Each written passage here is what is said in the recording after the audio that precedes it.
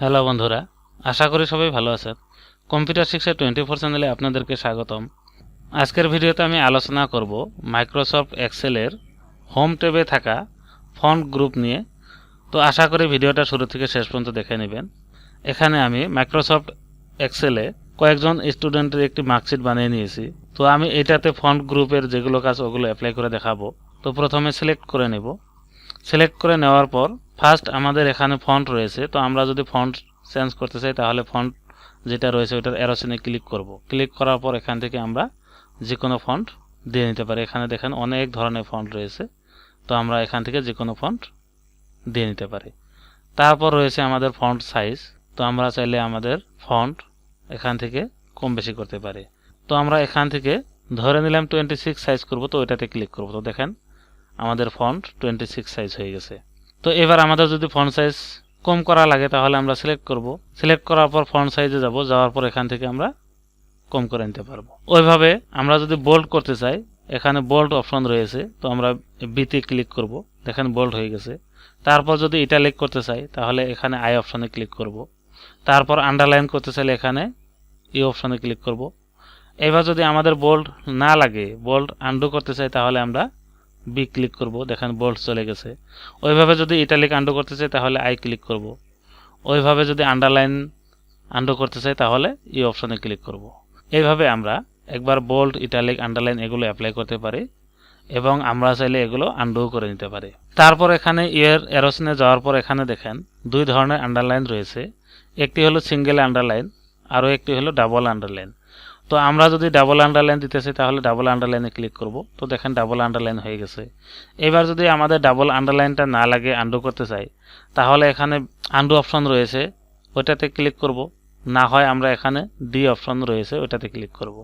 তো আমরা যদি আন্ডু অপশন এটাতে ক্লিক করি তাও হবে। তারপর রয়েছে বর্ডার। তো আমরা যদি এক্সেলের কোনো ডকুমেন্ট প্রিন্ট করতে চাই তাহলে আমরা অবশ্যই বর্ডার অ্যাপ্লাই করব।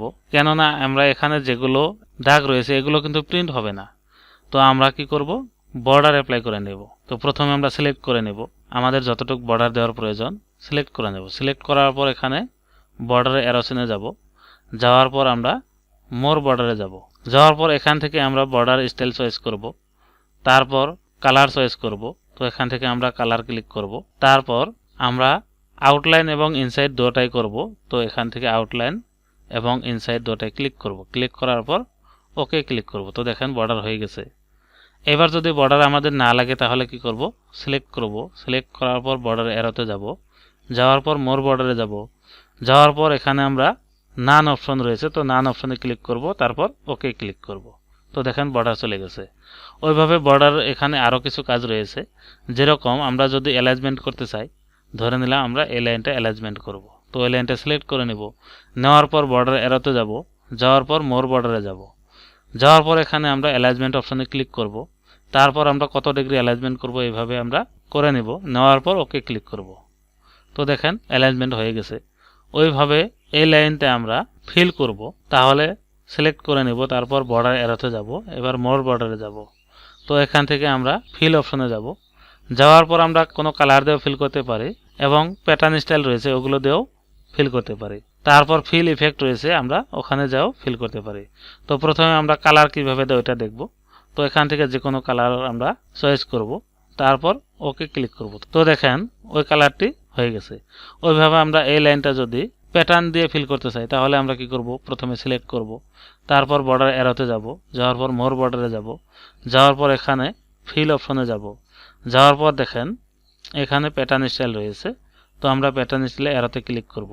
ক্লিক করার পর দেখেন এখানে অনেক প্যাটার্ন স্টাইল রয়েছে। তো এখান থেকে আমরা প্রথমে চয়েস করব। তারপর এই প্যাটার্নটি আমরা কোন কালার দেব। তো এখানে প্যাটার্ন কালার রয়েছে। তো আমরা এখান থেকে কালার নেব। নেওয়ার পর ওকে ক্লিক করব। তো দেখেন ওই প্যাটার্নটি হয়ে গেছে। ওইভাবে আমরা এই লাইনটা ফিল ইফেক্টের থেকে ফিল করব। তো বর্ডার অ্যারোতে যাব। যাওয়ার পর মোর বর্ডারে যাব। তো এখানে ফিলে যাব। যাওয়ার পর ফিল ইফেক্টস অপশন রয়েছে। তো আমরা ওইটাতে যাব। যাওয়ার পর এখানে দেখেন টু কালার রয়েছে। তো আমরা কালার 1 এবং কালার 2 প্রথমে চয়েস করব।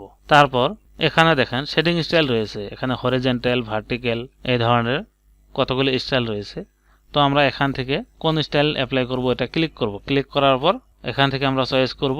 তারপর ওকে ক্লিক করব। তো দেখেন এখানে চলে আসছে। এবার আমরা ওকে ক্লিক করব। তো দেখেন ওই স্টাইলটি অ্যাপ্লাই হয়ে গেছে।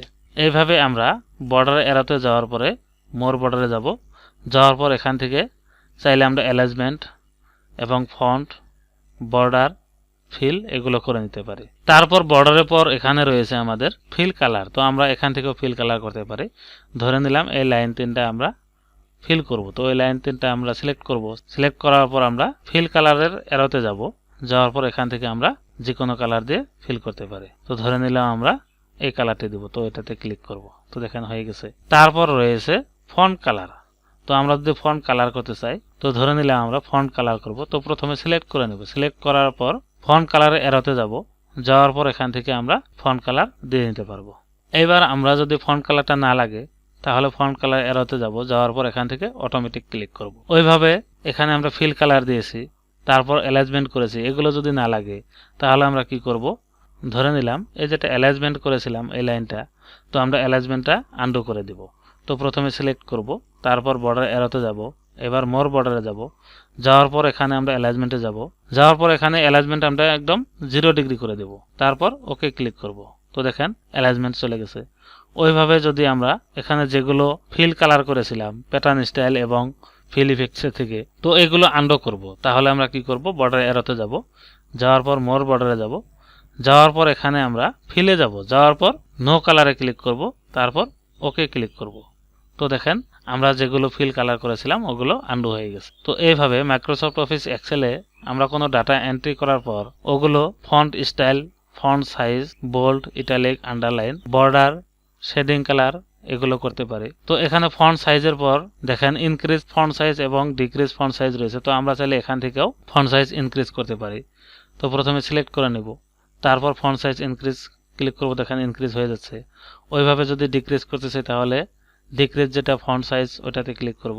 তো এইভাবে আমরা ফন্ট গ্রুপের যেগুলো কাজ ওগুলো করতে পারি। তো আশা করি মাইক্রোসফট এক্সেলের হোম ট্যাবে থাকা ফন্ট গ্রুপের যেগুলো কাজ এগুলো বুঝতে পারছেন। তো আজকের টপিক্সের আলোচনা এতটুকুই। আশা করি ভিডিওটা ভালো লেগেছে। তো ভিডিওটা ভালো লাগলে লাইক করবেন, কমেন্ট করে মতামত জানাবেন, বন্ধুদের সাথে শেয়ার করবেন এবং এই ধরনের কম্পিউটার রিলেটেড টিউটোরিয়াল পাওয়ার জন্য চ্যানেলটি অবশ্যই সাবস্ক্রাইব করে নেবেন। আর পাশে থাকা বেল বাটনটি প্রেস করে ওখানে অল প্রেস করে রাখবেন পরবর্তী ভিডিও নোটিফিকেশন সবার আগে পাওয়ার জন্য। Thank you.